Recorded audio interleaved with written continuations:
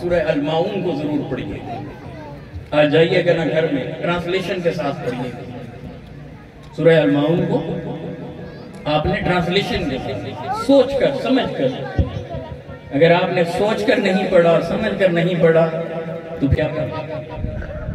ذرا دیکھیے اللہ سبحانہ وتعالیٰ کیا فرمائے. ارائیت الذی یکذب فذلک الذی یدعو الیتیم ولا یحض علی طعام المسکین فویل للمصلین فویل للمصلین فویل للمصلین الذین هم عن صلاتهم ساہون.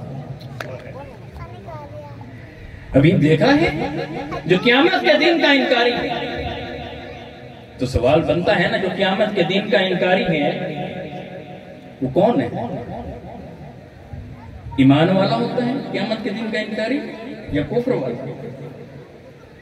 پیچھے فرمائیں جو قیامت کا انکار کر رہا ہے, تکذیب کر رہا ہے, یوم دن کی تکذیب کر رہا ہے, قیامت کے دن کی تکذیب کر رہا ہے, جھٹلا رہا ہے, بولا کون ہے؟ کہ فذالک الذی یدعو الیتیم, جو یتیموں کو دھکے دیتا ہے. ولا یحض علی طعام المسکین, مساکین کو کھانا کھلانے کی رغبت تک نہیں دیتا, موٹیویٹ نہیں کر رہا. دیکھ لیں جس نے یتیموں کو دھکے دیے, مسکینوں کا خیال نہیں رکھا. یعنی یہ معاشرے کے وہ لوگ ہیں جو خط غربت میں زندگی بسر کر رہے ہوتے ہیں.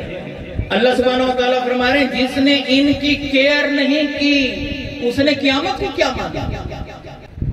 اگر اسے قیامت پر یقین ہوتا, اسے یہ یقین ہوتا کہ کل کو میں نے اللہ سبحانہ وتعالیٰ کو فیس کرنا ہے, میں نے رب تعالیٰ کی بارگاہ میں حاضری دینی ہے, اللہ اور اللہ کے محبوب علیہ السلام کا سامنا ہونا ہے, بتائیں یہ یتیم پر ہاتھ اٹھا سکتا؟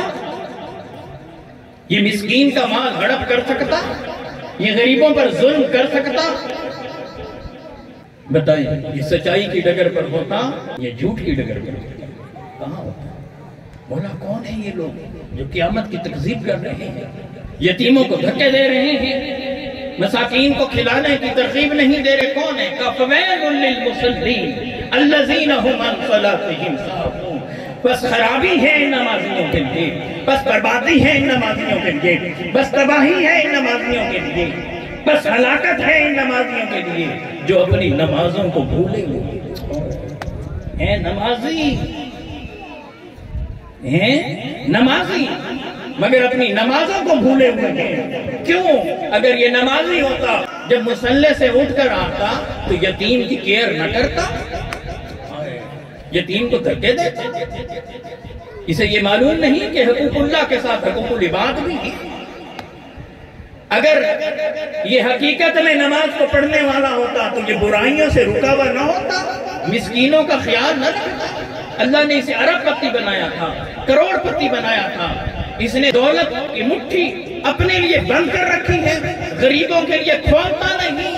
اسی طرح دولت دھڑی کی دھڑی رہ جائے گی. یہ شخص کس طرح دنیا سے خالی ہاتھ ہوتا ہے.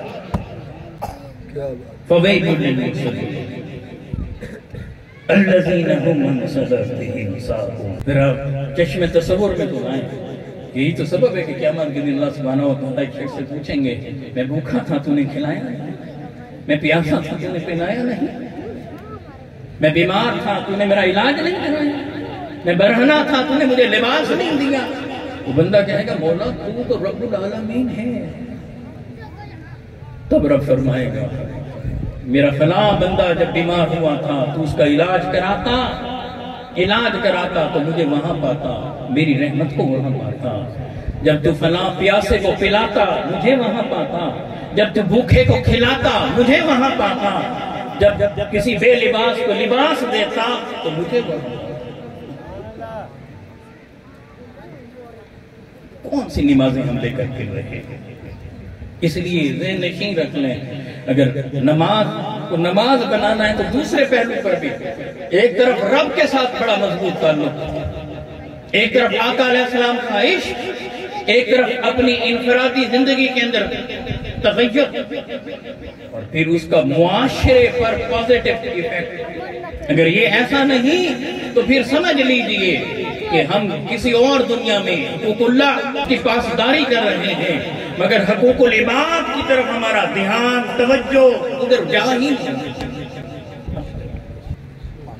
کہ حقوق اللہ وہ اپنی جگہ مگر حقوق العباد کو کیسے بھول سکتے ہیں؟ حقوق العباد کو کیسے بھول سکتے ہیں؟